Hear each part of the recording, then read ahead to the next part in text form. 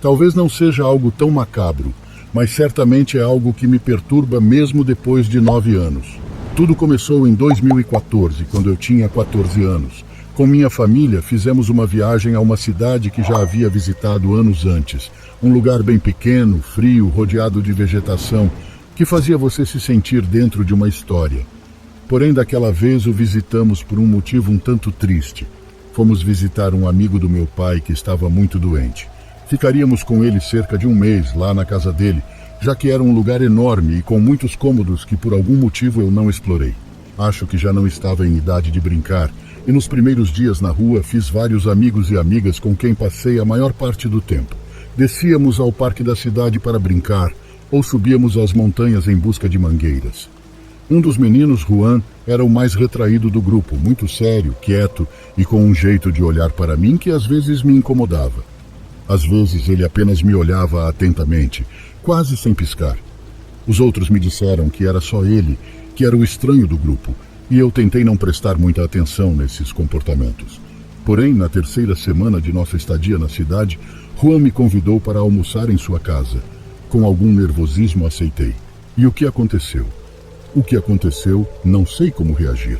Seja com surpresa, terror ou fascínio. A casa de Juan ficava a apenas 2 quarteirões do parque, onde eu passava um tempo com todas as outras crianças. Não ficava longe da casa do amigo do meu pai.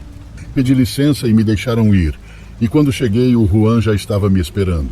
De dentro da casa vinha um cheiro muito forte de torresmo. A mãe do Juan era muito simpática comigo, muito atenciosa, e lá na casa o Juan era um menino completamente diferente. Ele estava mais sorridente, falava bastante, e era bem engraçado. Perto de onde eu estava havia uma sala onde notei que havia alguém que não saiu de lá. A porta estava aberta. Quando estávamos nos preparando para comer, Juan entrou e saiu com alguém em cadeira de rodas, uma senhora bastante idosa que ele apresentou como sua avó. Cumprimentei-a, mas a senhora não me respondeu. Seus olhos começaram a lacrimejar silenciosamente. Pensei que talvez ela não enxergasse bem ou não falasse, e fiquei triste pensando que seria melhor se eu comesse em silêncio, sem insistir em cumprimentá-la. A senhora não tirou os olhos de mim enquanto comíamos. Achei que ela estava incomodada com a presença de alguém estranho. Quando finalmente terminamos, a senhora fez um sinal para Juan. Ele se aproximou e disse algo no ouvido dela. Juan entrou na sala de onde saiu com um álbum de fotos. A senhora, com um gesto, me pediu para ficar ao lado dela. Ela mal conseguia falar. Ela começou a me mostrar as fotos. Ela estava me descrevendo quem eram os que apareciam ali. Sua família, sua mãe, seus irmãos e irmãs. Tudo parecia normal até chegarmos àquela foto. A foto de uma jovem idêntica a mim. Quero que você me entenda. Ela não era uma garota parecida, não éramos como irmãs. A pessoa que estava lá era eu. A velha foi me mostrando mais fotos. E eu fui reconhecendo todas as fases da minha vida, desde o bebê até a adolescência. Pareciam fotos minhas que eu nunca tinha visto, embora fossem obviamente muito antigas. Não consegui falar. Não encontrei palavras para perguntar do que se tratava, até que a senhora me disse quem era a garota das fotos. Aqui eu pensei que não poderia ficar pior. Ela me contou que aquela menina, a jovem das fotos, era sua irmã mais nova, que morreu quando tinha apenas 15 anos. Uma noite, uma tempestade atacou violentamente aquela cidade. Eles moravam na periferia, bem perto do leito do rio. O vento soprou com tanta força que arrancou o telhado da casinha onde moravam, e ela e seus irmãozinhos tiveram que sair de lá para se refugiar na casa de um vizinho. Entre raios, tempestade e caos, todos saíram correndo de casa. Todos, exceto aquela jovem que infelizmente ficou presa sob uma pesada viga de madeira que caiu do teto. Quando os outros irmãos perceberam que ela estava desaparecida, a subida do rio atingiu a casa, levando-a completamente embora. Todos correram para procurá-la. Procuraram por horas, dias, semanas. Em seus corações eles mantinham a esperança de que de alguma forma sua irmã tivesse sobrevivido. Essa esperança acabou quando a polícia informou que havia encontrado um corpo preso nos escombros a vários quilômetros de distância, entre toda a destruição que o rio havia levado. O corpo estava irreconhecível, mas as roupas deixavam saber que era ela, a irmã mais nova. A senhora me disse que não podia ver a irmã, não deixaram. O caixão em que ela foi enterrada foi completamente lacrado para que ninguém pudesse vê-la assim.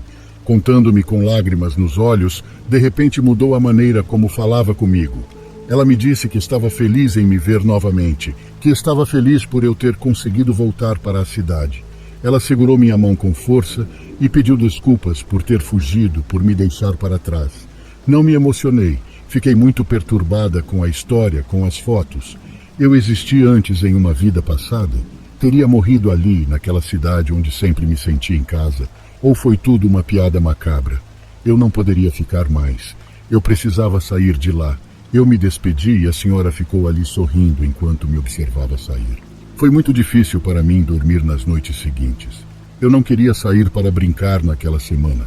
Só queria voltar para minha casa, esquecer o que tinha acontecido, esquecer que existia a possibilidade de que já tinha vivido antes.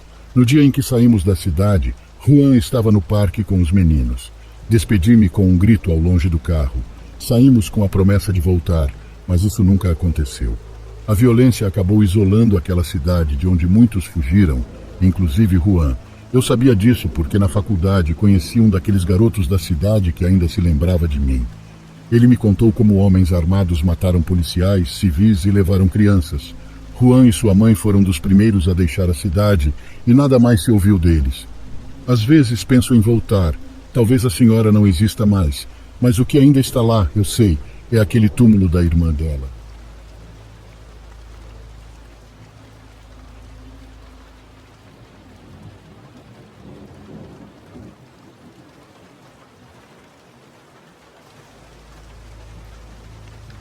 Nasci e cresci na cidade do México, mas meu pai e seu irmão, meu tio Andrés, nasceram em uma cidade que não fica a mais de 2 horas de onde nasci. Lá ainda estão seus pais, meus avós, que deixaram sua casinha no centro da cidade para irem definitivamente para uma cabana que pertence à família há gerações. Agora vivem do aluguel da casinha e levam uma vida muito tranquila, a poucos passos da floresta, nas montanhas. Meus primos, filhos do meu tio e eu gostávamos muito de visitar nossos avós. Nem tanto para meus pais, nem para meu tio. Eles viam isso quase como uma obrigação, mas nós adoramos. Além disso, a única maneira de ver meus primos era lá.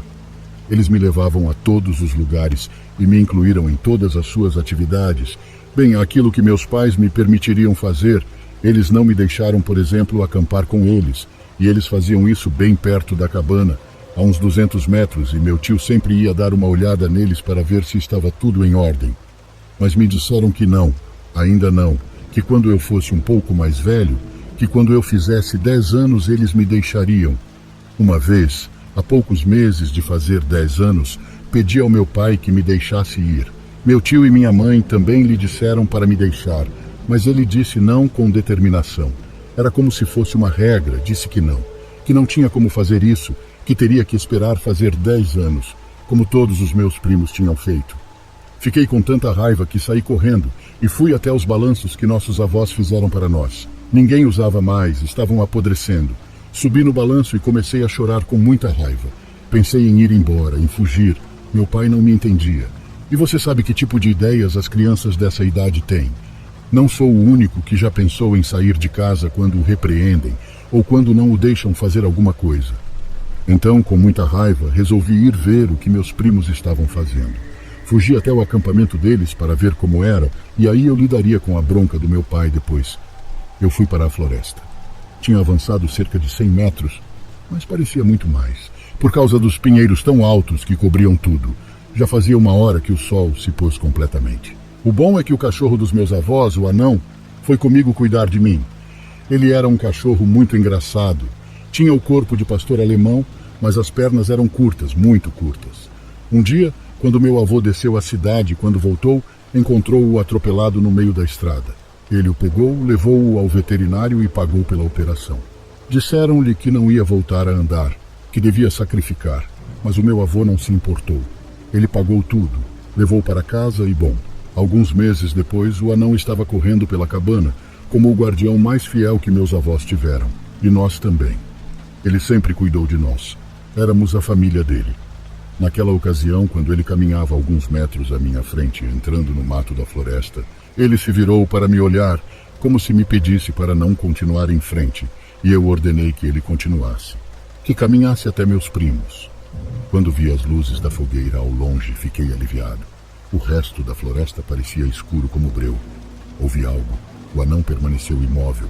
Ele se virou para a escuridão, para as árvores. Eu não carregava nada que pudesse me ajudar a ver algo. Algo começou a gritar entre as árvores, ali perto. E o anão ficou imóvel, agachado, como se esperasse, como se estivesse pensando se atacava, se latia, se corria em direção ao que estava fazendo aquele som. Pedi para ele ficar calmo. Ele começou a rosnar. Uma mulher estava chorando no escuro e pensei que algo poderia ter acontecido com ela. Corri em direção à luz entre as árvores, em direção aos meus primos, para longe daquele som, e o anão ficou para trás na escuridão. Cheguei gritando e meus primos inicialmente ficaram felizes em me ver, pensando que tinham me deixado ir até lá. Eu disse a eles que havia algo chorando na floresta. Eles ficaram em silêncio por um momento sem acreditar em mim, mas o choro então chegou até nós, e o anão se aproximou rosnando enquanto ainda olhava para as árvores. Ele ficou entre nós e a escuridão. Continuei vendo algo ali, algo que havia se aproximado. Um dos meus primos pegou uma lanterna e o anão na coleira e se aproximou das árvores perguntando se alguém precisava de ajuda. Parecia que alguém estava ferido, então ele mandou seu irmão e eu voltarmos correndo para a cabana para avisar que algo estava acontecendo, que alguém precisava de ajuda. E então fizemos isso. Fugimos, ouvindo o rosnado do anão, cada vez mais nervoso. Chegamos na cabana gritando. Meu pai ficou muito bravo. Ele me disse que conversaríamos mais tarde e ele e meu tio correram em direção à floresta.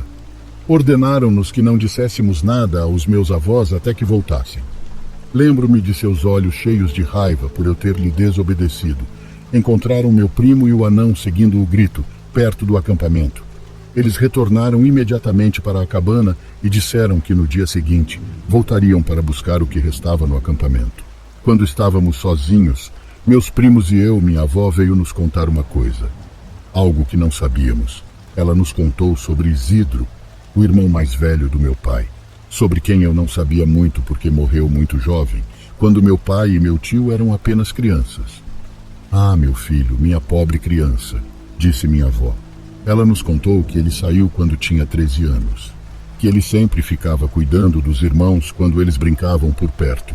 Ele não gostava muito de subir para a cabana, como faziam todo fim de semana. Ele sempre gostou de estar na casa da cidade. Certa tarde, quando a noite começava a cair, seus irmãos foram procurá-lo. Disseram a Isidro que alguém estava pedindo ajuda na floresta, mas não conseguiram ver quem. Naquela época, os pais deles, meus avós, não estavam lá. Então Isidro pediu aos irmãos que esperassem dentro da cabana, enquanto ele foi investigar. Meu pai assustado e seu irmão ouviram e entraram na cabana, enquanto viam Isidro se afastando pela floresta. Passaram-se minutos, meia hora, e eles, nervosos, decidiram ir até a cidade procurar os pais. Felizmente eles os encontraram. Disseram-lhes que Isidro tinha ido para a floresta, que ouviram alguém chorando, mas que ele não havia voltado. Meu avô correu para procurá-lo. Então ele voltou. Ele pediu que notificassem toda a cidade. Muitos homens e mulheres apareceram. Todos foram para a floresta, mas foi inútil. Nunca encontraram Isidro, embora o tenham procurado durante dias, semanas. Vovô recusou-se a perdê-lo. Com o passar dos anos, eles começaram a frequentar mais a cabana. Eles passaram mais tempo lá do que na casinha da cidade, até que finalmente foram morar lá. Disseram que se sentiriam melhor mais perto do Isidro, da sua memória, pelo menos da sua memória. Minha avó disse que algo levou ele, algo que mora na floresta, como se cobrasse uma dívida que a cidade tinha. Pouco depois soubemos que esta era uma crença local, não apenas da família, e não uma lenda como tal, porque naquela cidade as pessoas a consideram um dado adquirido. Meses depois descobri o desaparecimento de uma criança, filho de uma família da capital, que passava apenas um fim de semana em uma cabana. O menino foi para a floresta e nunca foi encontrado, e então, só então. Meu pai me deixou acampar com meus primos desde então. Ele me disse que não tinha como me proibir de fazer algo que eu queira. Durante muitos anos, enquanto continuávamos fazendo isso, cada vez que o anão ficava calado, nos deixava preocupados. Aquilo me dava um certo arrepio, como se algo ainda estivesse lá nos observando, esperando que chegasse a hora de cobrar sua dívida novamente.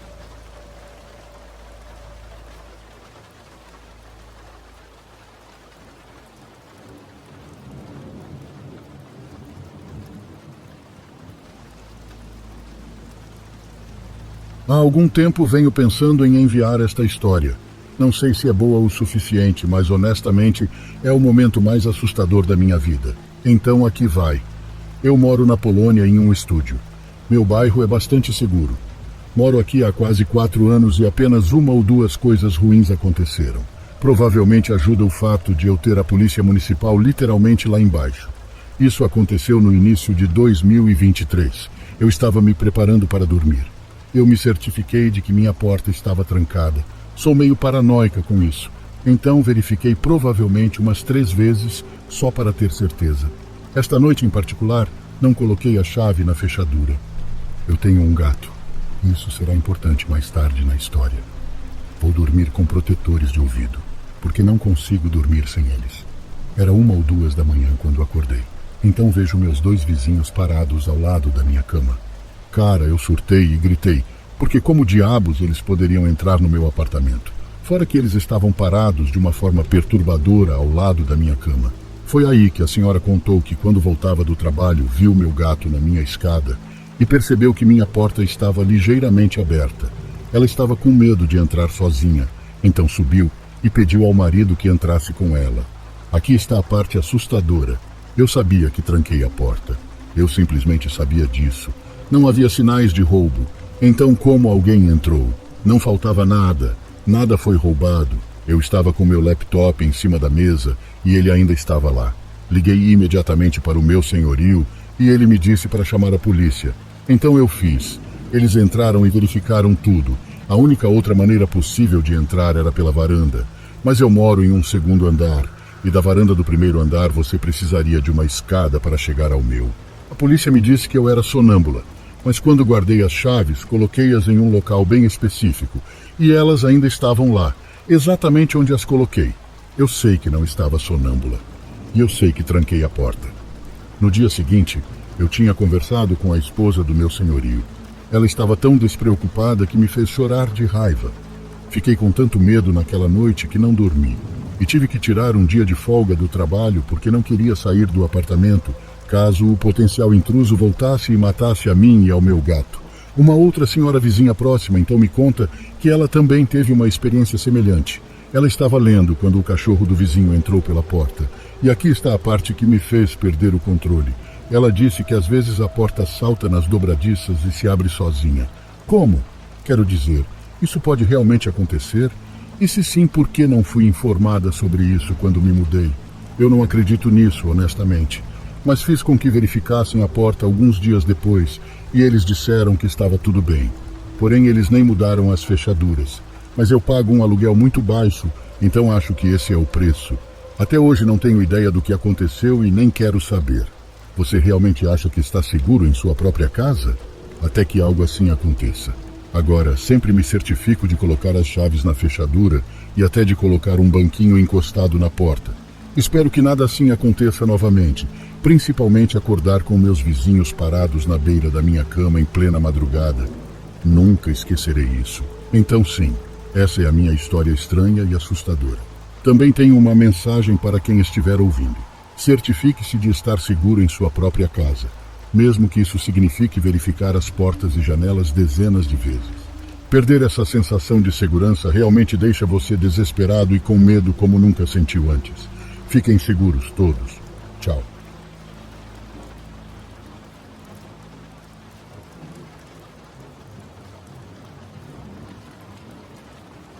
Meu nome é Lúcia e moro no Mato Grosso do Sul.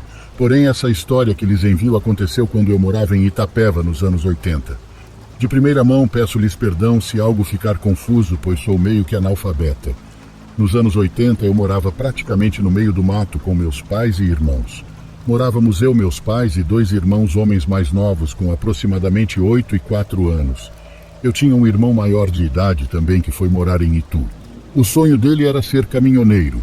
Porém, ele acabou falecendo em um acidente enquanto trabalhava. Ele acabou dormindo no volante e perdeu sua vida. Nessa época, eu morava em uma casa de madeira bem velha, toda desgastada. O sustento de casa vinha por parte do meu pai, que trabalhava na roça. Minha mãe, no período dessa história, ficou grávida de uma menina. Porém, desde os primeiros meses de gestação, ela sempre sofreu com complicações na gravidez. Como morávamos no meio do nada e éramos muito pobres, ela raramente ia ao médico para saber o que estava acontecendo. Meu pai, hoje já falecido, reclamava constantemente de dor nos olhos, meio que de uma hora para outra. Foi também entre esse tempo que meu irmão Roberto faleceu no acidente que mencionei anteriormente. Meus pais ficaram arrasados, e mais arrasados ainda, pois não tinham dinheiro suficiente para ir ao seu enterro, que aconteceu em Porto Feliz. Ele foi enterrado junto com o avô de sua esposa. Eles gostavam muito dele e lhe concederam uma gaveta no cemitério de lá. Esse período foi muito turbulento em minha vida. Eu tinha aproximadamente 10 anos, mas diferente das crianças de hoje em dia, eu tinha noção completamente de como a vida é sofrida. Eu via o desespero nos olhos de meus pais. Muitas coisas começaram a acontecer de ruins contra nós. Certo dia me lembro de minha mãe acordando dizendo que estava com muita dor de dente. Ela chegava a gritar de maneira assustadora e a bater a cabeça contra a parede da casa. Meu pai estava com a visão piorando cada vez mais, e sendo o único a trabalhar em casa era muito preocupante. Porém, ele se recusava a ir ao médico. Comigo também começou a acontecer algumas coisas que não consigo explicar até hoje. Eu frequentava uma escola a quase 1 hora de distância cortando o mato. A estrutura dela ainda existe até hoje. Nessa escola, eu era constantemente maltratada por outros alunos.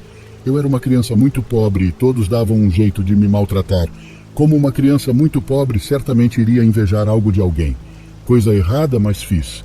Eu sempre ficava de olho em uma pulseirinha roxa de uma menina da minha sala. Eu sabia que nunca teria uma igual, pois mal tínhamos dinheiro para comer. Porém, algo que até hoje eu não sei explicar aconteceu. Alguns dias depois de voltar da escola, eu estava quase chegando em casa. Estava prestes a cortar caminho para entrar em uma passagem no meio do pasto, quando eu vi a mesma pulseirinha roxa que a menina da minha sala tinha. Eu peguei e fiquei feliz com o que tinha achado. Coloquei em meu braço e segui meu caminho. Chegando em casa, eu mostrei a meu pai e minha mãe. Minha mãe, como sempre, estava com dor e deitada. Meu pai sempre foi um homem bravo e calado, mas ele deu atenção àquilo. Ele me perguntou de onde eu tinha tirado. Perguntou se eu tinha roubado aquilo. Eu disse que não e contei onde tinha achado. Ele pegou e saiu para trabalhar e me mandou ir limpar um frango que ele tinha ganhado de seu pai. Quando saio para fora, sinto como se estivesse sendo vigiada. O tempo todo, enquanto tento terminar minhas tarefas, parece que alguém estava me olhando no meio do mato alto. Mas não há ninguém, somente uma sensação estranha. Meus irmãos haviam ido com meu pai e minha mãe estava dentro de casa. Passei aquele dia todo trabalhando em casa com uma sensação de aperto e vazio no estômago. No outro dia fui à escola como fazia todos os dias. Porém, nunca vou esquecer da cara da menina quando olhou em meu braço e viu a pulseirinha roxa que ela jurava ser dela. Ela gritou que eu tinha roubado sua pulseira. Ela não sabia onde tinha deixado e jurava que eu roubei, mas eu contei onde havia encontrado. Ela me disse que era impossível estar onde estava e que eu tinha roubado. Devolver não foi o suficiente. A mãe dela foi até minha casa dizer a meus pais que eu roubei. Meu pai claramente não acreditou em mim e me deu uma surra que me lembro até hoje. Fiquei toda marcada de roxo por algo que não tinha feito. Eu não entendia o que estava acontecendo e até hoje não sei como aquilo foi acontecer. Na verdade, não entendo o porquê de coisas tão ruins aconteceram comigo nos anos seguintes. Para dar uma encurtada, minha mãe faleceu no parto. Meu pai perdeu 90% da visão. E nos meses seguintes, ainda sentia aquela presença constantemente comigo. Peguei piolho e meu pai raspou minha cabeça, o que foi motivo de muita humilhação na escola. Batiam em mim por conta disso. Peguei bicheira na cabeça e quase morri.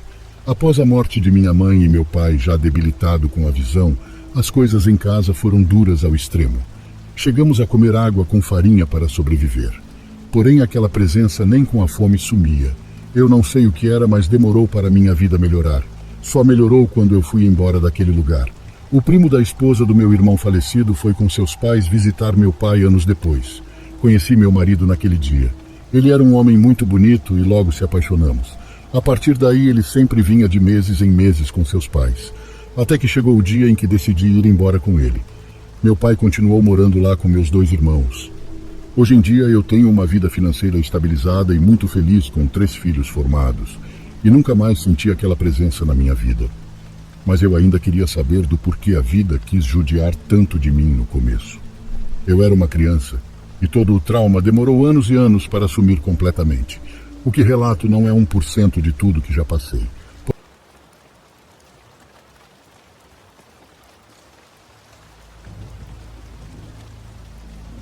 Sou uma mulher de 24 anos que mora em Savannah, Geórgia.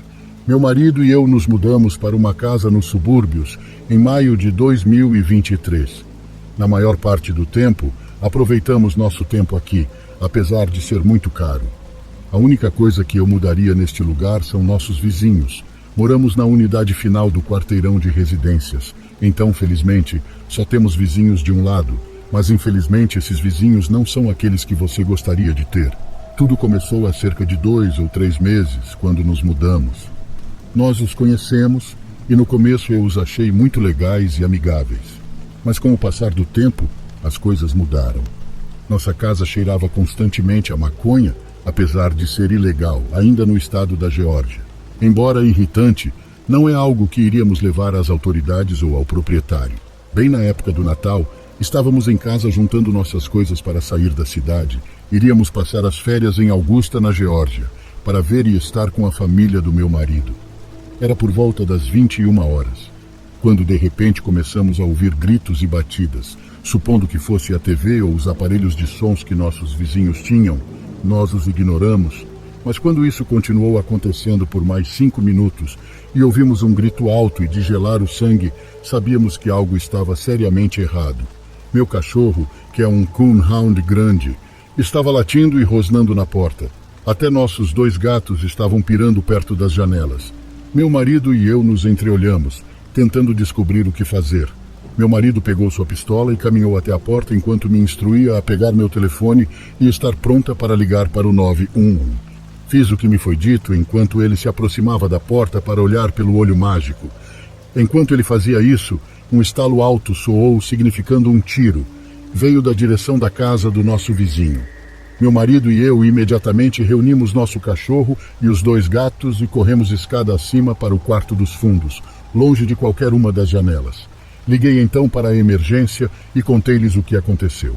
A polícia logo chegou à casa do nosso vizinho, junto com uma ambulância. Nosso vizinho estava sendo colocado na traseira de uma ambulância. Os policiais bateram à nossa porta cerca de 20 minutos depois e nos fizeram um monte de perguntas. Meu vizinho era um traficante de drogas local. Ele devia dinheiro a alguém e não podia pagar, então se vingou, eu acho. Um cara apareceu na casa dele e bateu na namorada, que foi a gritaria que ouvimos. E logo depois ele atirou no peito do nosso vizinho. Pela última vez que o vi, ele estava estável e agora está morando com o tio na cidade vizinha, onde constantemente ainda é ameaçado de morte. Chegaram até a pintar a parede do nosso prédio por engano, achando que era o dele. Dizia que iria pagar com a vida se não pagasse quem quer que fosse. Meu marido e eu definitivamente não renovaremos nosso contrato. Obrigado a todos por ouvirem e estejam seguros.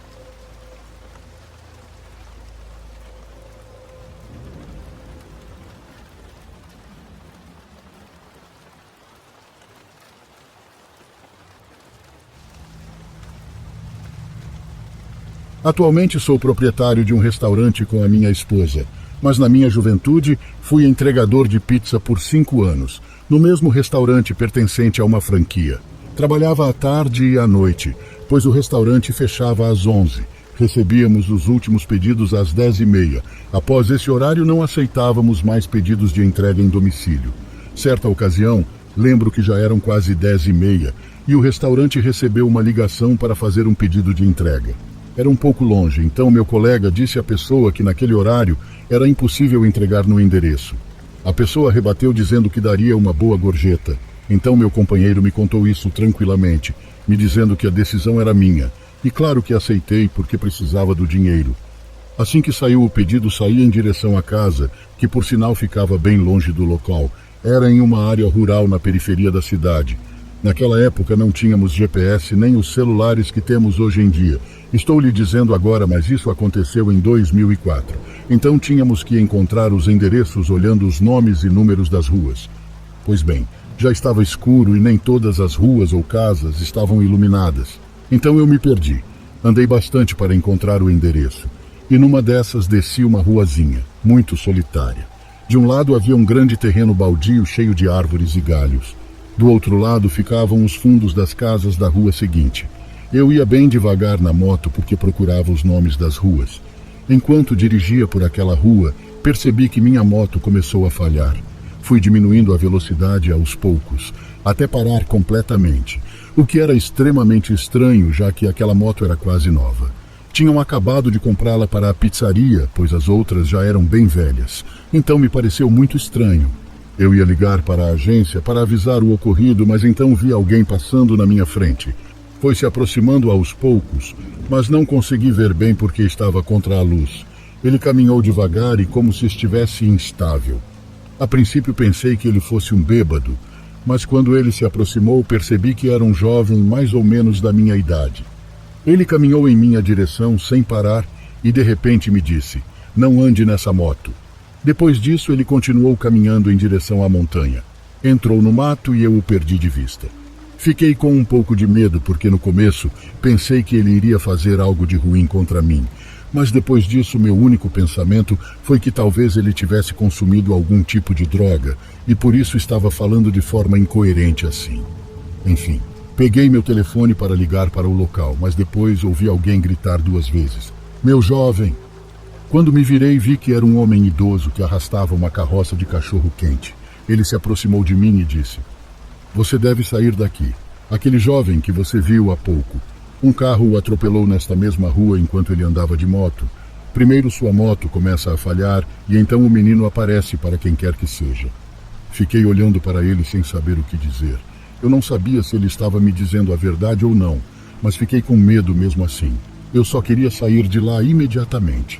O homem continuou empurrando seu carrinho por toda aquela rua, até que eu o perdi de vista. E nesse momento meu chefe me ligou, me repreendeu porque a cliente reclamou que já havia passado mais de meia hora e sua pizza não havia chegado. Eu estava explicando a ele o que havia acontecido comigo, mas ele não acreditou. Ele disse que as motos eram novas e estavam em excelentes condições. Assim que pude, saí de lá o mais rápido possível e finalmente consegui encontrar o endereço. Cheguei e toquei a campainha. Fiquei um pouco nervoso porque a cliente iria reclamar, mas foi o oposto. Uma senhora muito gentil abriu a porta para mim. Quando expliquei que estava perdido, respondeu com um sorriso que não havia problema, que ainda me daria a gorjeta. Enquanto a senhora tirava o dinheiro da bolsa, não pude deixar de lhe contar o incidente que tinha acabado de acontecer comigo naquela rua. Ela me olhou muito séria e me ouviu com atenção. Ela me contou que o fato do motociclista que foi atropelado ali era verdade e que outras pessoas o haviam visto. O que mais chamou a atenção dela foi quando contei a ela sobre aquele homem do carrinho de cachorro-quente, que foi quem me contou aquela história. Ela me perguntou como era o homem. Descrevi-o porque me lembrava muito bem do seu rosto, e algo muito peculiar era que o homem era muito baixo. A senhora olhou para mim e me disse: "O nome dele é Rafa, muito conhecido aqui no bairro pela sua comida, mas faleceu há 2 semanas. Já não sabia se ria ou fugia daquele lugar." Não me lembro bem da minha reação, mas quando a senhora viu minha cara depois de me contar isso, ela me deu uma dica muito boa e me disse para voltar e tomar muito cuidado. Voltei ao local completamente surpreso. Queria contar ao meu chefe que já estava fechando, mas não pude. Simplesmente fui para casa com muito medo e não dormi naquela noite. Lembro que depois disso não quis mais aceitar encomendas tão distantes quando já estava escuro. Dei qualquer desculpa para que outra pessoa fosse, para que eu não precisasse ir. Até que finalmente consegui largar aquele emprego. E embora muitos anos tenham se passado, juro que ainda me lembro daquela noite como se fosse hoje.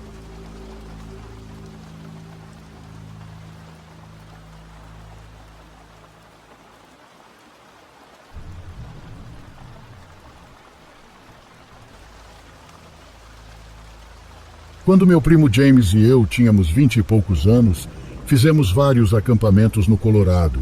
Acredito que isso aconteceu quando eu tinha 22 anos e ele 23. E aconteceu na floresta Arapahoe. Foi a primeira vez que acampei lá, mas não a de James. Foi no meio da semana. Nossos empregos nos permitiam ter dias de folga no meio da semana e muitas vezes íamos acampar para evitar trânsito e multidões de final de semana. Sempre deixo James assumir o controle dessas viagens. Estacionamos perto de uma área onde fazem refeição e dali entramos na floresta. Após cerca de 15 minutos de caminhada mais aprofundada na floresta, encontramos um bom local para montar acampamento. Um bom local significando um local grande o suficiente para acomodar 2 barracas, o fogão portátil e uma fogueira. A primeira coisa que fizemos foi desempacotar nossas coisas e montar nossas barracas. James sempre foi muito mais rápido do que eu para montar uma barraca. Ele faz isso em apenas alguns minutos. Sempre demoro mais para esse tipo de coisa, ou melhor, sempre demoro mais de 30 minutos, já que não tenho acampado com frequência. A próxima coisa que fizemos foi criar um anel de pedras para uma fogueira e depois juntar alguns gravetos e madeira. Ele trouxe um acendedor de fogo e um isqueiro. Então acho que meio que trapaceamos, mas tudo bem. Foi no momento em que o sol estava se pondo. Acendemos uma fogueira e agora James estava grelhando alguns bifes e hambúrgueres. Uma coisa sobre James é que ele sempre fazia tudo de comer nessas viagens. Sempre confiei nele para nos alimentar. Claro, tínhamos nosso spray para ursos, para o caso de o cheiro da comida atrair um urso preto, o que James sempre disse ser muito improvável. Ele sempre diz que a verdadeira coisa com que você precisa se preocupar no meio da floresta são as outras pessoas. Enquanto comíamos nosso bife e hambúrgueres, abrimos algumas cervejas e tocamos rock clássico no som. À medida que escurecia, começamos a jogar cartas numa pequena mesa de plataforma dobrável que trouxemos especificamente para cartas.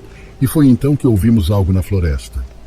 Pausei a música no meu telefone para que o som ficasse silencioso. Estava claro agora. Ouvimos uma pessoa cantando e passos no meio das árvores na escuridão. James me mandou encontrar uma lanterna. Tentei, mas quando encontrei, os sons haviam desaparecido. Perguntei a James se isso era algo para se preocupar, e ele disse que definitivamente era incomum alguém estar tão profundamente na floresta, muito menos andando assustadoramente por um acampamento. Fiquei um pouco abalado e vi que James também estava. Voltamos a jogar cartas com a música bem mais baixa agora. Foi quando um grande pedaço de madeira caiu no meio do nosso acampamento, nos fazendo pular de susto. Não caiu de uma árvore.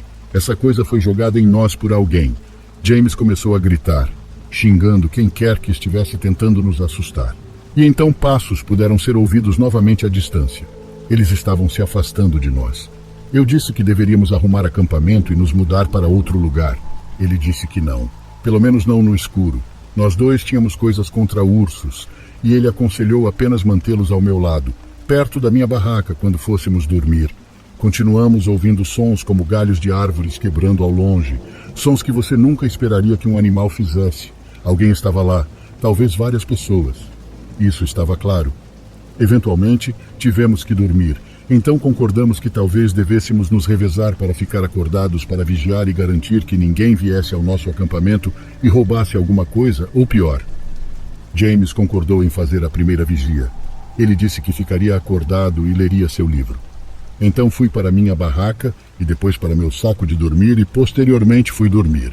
Acordar no meio da noite enquanto acampa é normal.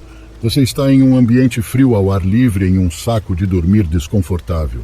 Uma série de coisas pode acordá-lo. E eu acordei. Eu ainda não sabia o que me acordou. Eu ainda estava no meio de um nevoeiro. Meu cérebro ainda não parecia totalmente acordado. Olhei para cima e vi uma cabeça espiando dentro da minha tenda. Parecia James. Esfreguei os olhos, mas a escuridão me impedia de ver qualquer coisa do rosto dele. Eu disse, James, pensando que ele estava me acordando para ficar de guarda. Perguntei meio grogue, é a minha vez. Olhei para o rosto, olhando para mim em meu saco de dormir, lentamente ficando mais acordado a cada segundo. Então ouvi o zíper da tenda fechar rapidamente e sua cabeça desapareceu. Deitei-me no meu saco de dormir, mas apenas por um segundo. De repente tive um estranho momento de clareza em que me levantei e fiquei em pé e ouvi os passos se afastarem. James? Eu disse. Ele não respondeu. Abri o zíper da minha barraca para dar uma espiada no acampamento. O fogo estava apagado. James não estava lá fora. Fui até a barraca de James, que estava fechada. Abri o zíper e olhei para dentro só para ver James dormindo profundamente em seu saco de dormir. Fiquei extremamente assustado. Comecei a sacudi-lo para acordá-lo. E quando ele finalmente acordou, eu disse a ele que havia alguém aqui no acampamento. Demorou 1 minuto para ele voltar à realidade, assim como eu. Mas quando o fez, ele pegou sua arma. Ele disse que deve ter cochilado enquanto lia. Ele disse que eu deveria dormir na barraca com ele aquela noite, mas para isso precisaria do meu saco de dormir. Ele saiu da barraca comigo e ficou vigiando enquanto eu corria até minha barraca para pegar meu saco de dormir. Na minha barraca, pegando meu saco de dormir, ouvi aquele maldito zumbido de novo lá fora. Eu peguei o saco de dormir e James sussurrou para eu me apressar. Eu disse: "Você também ouviu isso?" Ele disse sim. Nós dois voltamos para a barraca dele e fechamos o zíper, com nossa arma e spray de ursos ao lado. As horas se arrastaram. Enquanto eu ficava acordado, James dormia. Depois de 3 longas e horríveis horas, acordei-o e trocamos. Quando James me acordou, já era quase madrugada. Havia luz lá fora. Então empacotamos tudo. E quando terminamos, havia bastante luz para caminhar de volta ao carro. Embora pudéssemos ter dirigido para outro lugar e passar outra noite acampando em um lugar diferente. Nenhum de nós queria mais isso. Foi uma experiência assustadora e acho que nós dois só queríamos estar na segurança de nossas casas. Já se passaram 6 anos desde que isso aconteceu e ele me chamou algumas vezes desde então para acampar, mas eu realmente não tive interesse desde essa experiência. As pessoas são muito assustadoras, porque alguém estava perseguindo nosso acampamento. E a visão da cabeça daquela pessoa no escuro, apenas olhando para dentro da minha tenda. Parecia ser tirado de um pesadelo de terror. Talvez eu nunca mais vá acampar.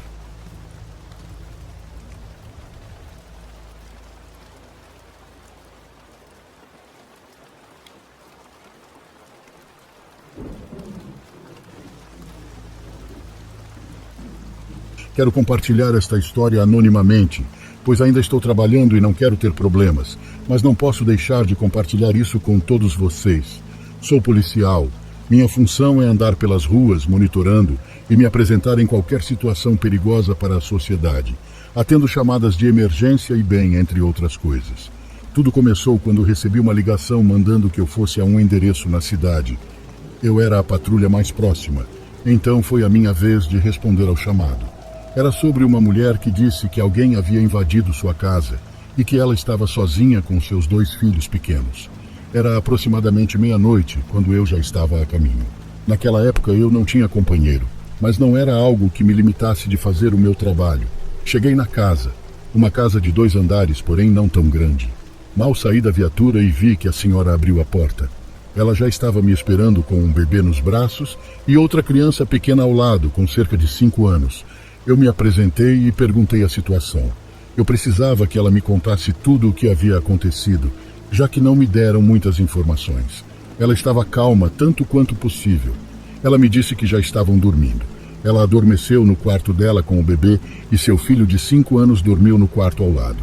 O menino disse que não podia dormir com ela porque o irmão mais novo não o deixava dormir, pois ele acordava chorando diversas vezes a noite toda. Naquela noite, ela ouviu barulhos no quarto ao lado, onde seu filho mais velho estava hospedado. Ela se levantou e conseguiu ouvir uma voz feminina conversando com seu filho. Ela conta que correu muito assustada para o quarto da criança, mas que quando tentou abrir a porta, ela estava trancada. Ela bateu na porta para o menino abrir, mas o menino apenas gritou por socorro, muito assustado. Foi então que ela foi até a cozinha pegar um martelo e bateu no batente da porta até quebrar. Quando a porta se abriu, o menino correu para abraçá-la, mas chorava tanto que nem conseguia falar. A mulher disse que havia revistado o quarto do filho, que não era tão grande, com martelo na mão pronta para defender os filhos de quem quer que estivesse ali. Mas ela diz que não encontrou ninguém, e por isso decidiu chamar a polícia, pois temia pela sua vida e a dos seus filhos. Pedi que ficassem do lado de fora enquanto eu entrava para verificar a casa inteira. As luzes do andar térreo estavam apagadas. Apenas o dos quartos do andar de cima estavam acesas. Andei por todo lado sem encontrar ninguém. Também não havia sinais de portas ou janelas forçadas. Tudo estava relativamente normal. Subi para verificar os quartos e ambos estavam vazios, assim como o banheiro. Tudo era muito estranho, pois no quarto que pertencia à criança só havia uma janela com grade, então não havia para onde a suposta pessoa que estava no quarto com a criança pudesse escapar. Não encontrando ninguém, resolvi descer para avisar a senhora, mas quando estava descendo as escadas, vi através de um espelho que estava na parede em frente a eles, algo que me fez largar a lanterna de choque. Eu vi uma mulher pendurada na grade. Voltei imediatamente, mas não havia ninguém lá. E quando me voltei para o espelho, percebi que o reflexo da mulher também não estava ali. Eu não sabia o que estava acontecendo. Achei que talvez minha imaginação estivesse brincando comigo, mas tinha muita certeza do que tinha visto. A senhora gritou comigo perguntando se estava tudo bem, porque ficou assustada com o impacto da minha lanterna caindo da escada. Respondi que sim, que não havia ninguém em casa e que poderiam entrar agora. Eu disse a ela que havia verificado todos os cantos e que tinha certeza de que não havia ninguém ali. Então ela foi colocar os filhos na cama e depois desceu para falar comigo. Ela me disse que ainda estava com muito medo e que não foi a primeira vez que seu filho mais velho lhe contou que viu uma mulher parada ao lado de sua cama à noite. Mas quando isso aconteceu, ele não conseguiu se mover nem gritar. Então ela pensou que era apenas algum pesadelo que seu filho tinha com frequência. Mas ele nunca tinha chegado tão longe. Naquela noite em que ouviu a voz de uma mulher, ela não sabia o que fazer, pois não tinha marido e sua família não morava naquela cidade. Ela também mencionou que eles estavam naquela casa há pouco tempo, apenas alguns meses, que ela não podia se mudar, pois o aluguel era muito bom para o tamanho da casa. Eu não queria contar a ela o que tinha visto nas escadas. Eu não queria assustá-la ainda mais, mas recomendei que, para o bem dela e dos filhos, ela se mudasse. Era óbvio que algo ruim havia acontecido lá no passado. Não sei, ocorreu-me que talvez alguma pessoa anterior tivesse tirado a vida lá e simplesmente ainda estivesse presa lá. Obviamente eu não contei a ela o que estou contando agora, mas foi algo que passou pela minha cabeça naquele momento. Sem mais nada que pudesse fazer por ela, disse-lhe que tinha de ir embora, mas que ela não deveria hesitar em ligar para os serviços de emergência, se alguma coisa acontecesse. E recomendei que o filho dormisse com ela e o bebê.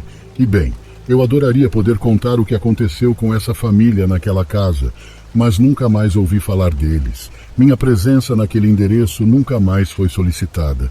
Só espero que ela tenha me ouvido e se mudado daquele lugar.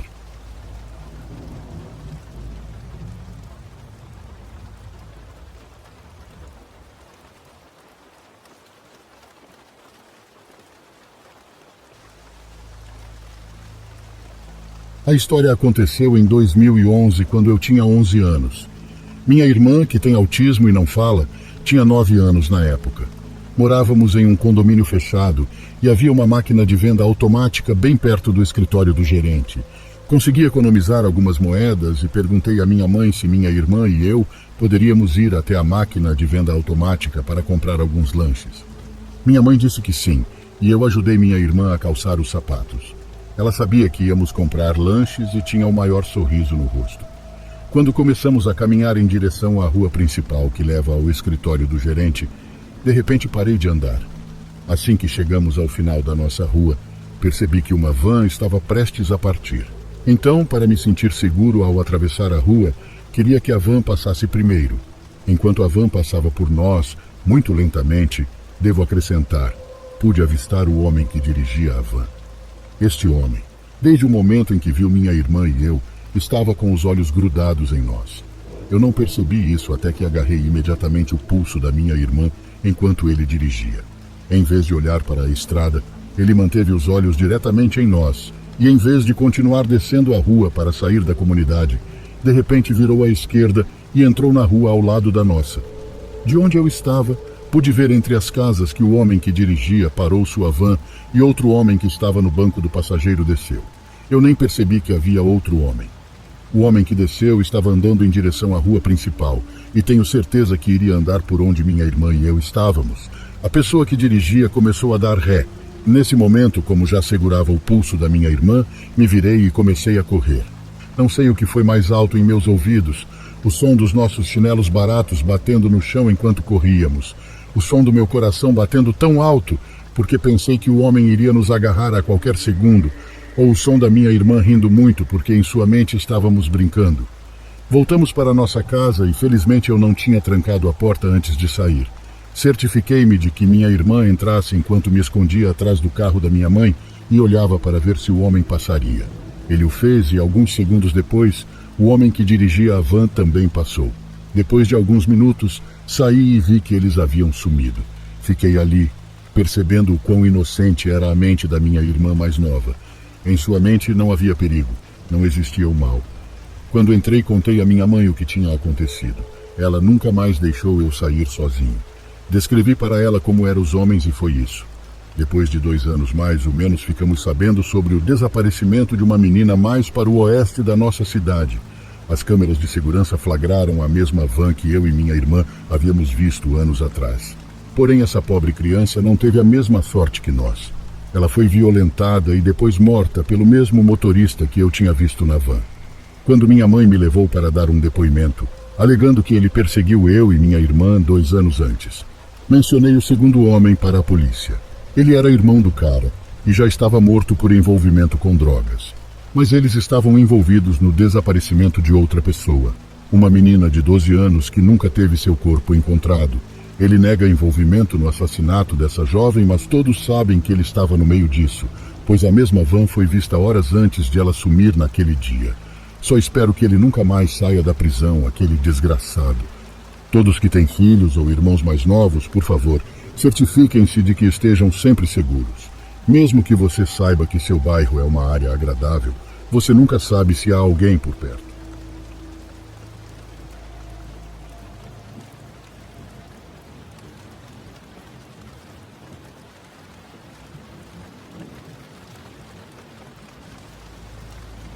Eu nunca havia compartilhado nenhuma de minhas estranhas histórias como policial, mas agora que estou aposentado, decidi fazer isso. Bom, nesses anos todos que trabalhei como policial, tive que presenciar inúmeras coisas. Até mesmo coisas para as quais não estamos preparados. Coisas estranhas com as quais é preciso aprender a lidar já estando nessa situação. E esta história é uma delas.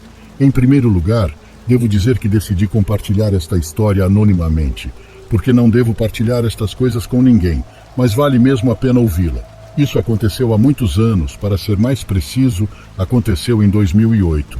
Nessa época eu trabalhava patrulhando com meu companheiro no turno noturno, e bem ao contrário do que as pessoas pensam, foi o turno mais tranquilo, já que eu estava no turno diurno por vários anos. E cara, houve muito mais chamadas de emergência. Naquela noite, meu companheiro e eu dirigíamos pela cidade, fazendo a patrulha de rotina e alertas caso surgisse alguma situação. Estávamos conversando e tomando café. Tudo estava aparentemente calmo, mas por volta das quase 3 da manhã recebemos uma ligação da delegacia, pois solicitaram que nos dirigíssemos ao cemitério municipal. Não nos deram bem o contexto. Apenas nos disseram que o segurança do local havia solicitado uma patrulha de emergência, pois disse que alguém havia entrado no local e causado algum dano. Infelizmente, ele não tinha dispositivos de defesa. O melhor que pôde foi avisar as autoridades. Então fomos imediatamente para aquele local. Chegamos ao cemitério onde ele já nos esperava. Um homem de cerca de 50 anos que estava com uma cara de terror quando nos recebeu. Realmente parecia que o homem estava muito assustado e ao mesmo tempo desconcertado. Meu parceiro e eu primeiro perguntamos se ele estava bem. Depois fizemos as perguntas de rotina, principalmente o que havia acontecido. E o homem nos respondeu, quase gaguejando de nervosismo, que haviam desenterrado um corpo de seu túmulo. Ele disse que era um jovem que estava enterrado há alguns dias. Ele também mencionou que ouviu muitos barulhos, mas que estava do outro lado do cemitério. Então ele correu o mais rápido que pôde, e quando se aproximou de onde os barulhos podiam ser ouvidos, viu 2 pessoas correndo. Ele não conseguia ver se eram homens ou mulheres. Depois disso, ele se deparou com aquela descoberta assustadora. O corpo do falecido estava no chão. Uma parte do corpo ainda estava dentro do caixão, mas o que mais o horrorizou foi que faltavam membros ao corpo. Vale ressaltar que esse homem havia sido enterrado com o corpo inteiro e intacto. Meu companheiro e eu ouvimos horrorizados, pois era uma situação nova. Algo semelhante nunca havia acontecido antes, mas precisávamos encontrar os responsáveis. Em primeiro lugar, o homem nos levou até onde estavam os restos mortais daquele pobre homem. E acredite, me impactou pessoalmente ver aquela cena, porque ao examinar o corpo constatou-se que seus membros haviam sido arrancados. Eles não fizeram isso com algum objeto pontiagudo, mas sim literalmente os arrancaram com muita força. Meu companheiro e eu começamos a percorrer o enorme cemitério, que carecia de muita luz. Havia grama alta entre muitos túmulos. O lugar estava muito degradado, o que tornava ainda mais assustador, como se os cemitérios à noite já não estivessem suficientemente sombrios. Usando nossa lanterna, vasculhamos todos os cantos. Até olhamos dentro dos mausoléus, mas não havia sinal de ninguém. Até que de repente meu companheiro fez sinal para eu ficar em silêncio. Parecia que ele tinha ouvido alguma coisa. Nós dois permanecemos sem nos mover em completo silêncio, quando de repente ouvimos algo se movendo em uma árvore que estava ao meu lado. Quando apontei minha lanterna, uma risada foi ouvida, mas em voz muito baixa. Foi uma risada horrível vindo de uma mulher. Meu companheiro e eu iluminamos a árvore inteira, pois tínhamos certeza de que era de onde vinham aqueles barulhos. Minha lanterna iluminou algo que ainda não consigo tirar da cabeça. Era uma velha sentada em um galho grande com a boca aberta e mordendo um braço humano. Depois de fazer alusão a ela, ela pulou para um galho mais alto, como se fosse um animal. E depois disso, os galhos da árvore começaram a se mover com força, até que sumisse de vista. Meu companheiro estava imóvel. Eu estava tentando fazer com que ele reagisse, porque tínhamos que agir, tínhamos que descobrir o que diabos havia acontecido. Mas ele ficou em choque ao ver algo tão macabro e fora do comum. Aquilo era algo diabólico. Quem em sã consciência faz algo daquele tipo? No momento em que meu companheiro reagiu, ele me ajudou a subir na árvore, que era bem alta. Mas graças ao fato de ter ramos muito baixos, consegui subir. E assim eu poderia ter certeza de que aquela mulher não estava lá. Não havia mais nada naquela árvore. Desci e começamos a caminhar pelo cemitério até chegarmos à entrada onde o vigia nos esperava. Nem sabíamos como contar-lhe o que tínhamos visto, porque não é nada normal, mas contamos-lhe como aconteceu. Lembro-me da expressão no rosto deste homem, porque não foi nada de surpresa, mas era um rosto sério, sem muita expressão, como se ele soubesse de alguma coisa. Meu companheiro perguntou-lhe a mesma coisa, que se ele tivesse alguma ideia de quem era aquela mulher, ou se soubesse alguma coisa sobre isso, deveria nos contar tudo. O homem apenas acenou com a cabeça e disse: "Esta não é a primeira vez que vejo estas duas mulheres aqui no cemitério. Elas vêm de madrugada, só Deus sabe por quê. Várias vezes já as ouvi rir e zombar de mim. No momento em que começam a correr, elas se perdem na escuridão." O homem nos contou, muito desconcertado e com medo de não acreditarmos nele. Ele também nos contou que nunca havia dito nada, nem mesmo para o chefe, porque sabia que era algo muito louco e difícil de acreditar. Mas que naquela noite uma parte dele estava feliz, porque finalmente outra pessoa conseguiu testemunhar isso. Finalmente ele não se sentiria mais como um louco contando isso. Tivemos que avisar sobre o ocorrido. E claro, eles não acreditaram em nós. Disseram-nos que a culpa era nossa, que devíamos parar de inventar que elas fugiram para justificar. Chamaram nossa atenção e não pudemos fazer nada. Mas o que mais me deixou triste não foi o fato de não terem acreditado em nós, mas sim o fato de não podermos fazer nada para ajudar aquele homem. Apenas lhe estendemos a mão, dando-lhe o nosso número pessoal para que não hesitasse em nos ligar caso voltasse a ver aquelas mulheres ou o que quer que fossem, reiterando que iríamos imediatamente ajudá-lo e tentar capturá-las. Isso nunca aconteceu. Bem, aquele homem nunca mais nos ligou e nunca mais recebemos chamadas de emergência daquele cemitério. Simplesmente nunca descobrimos o que aconteceu. O que diabos eram aquelas mulheres? Não sabemos se eram bruxas, demônios ou pessoas normais, com muita noção do que estava fazendo. Uma coisa é certa, é algo que deixa qualquer um com o cabelo em pé.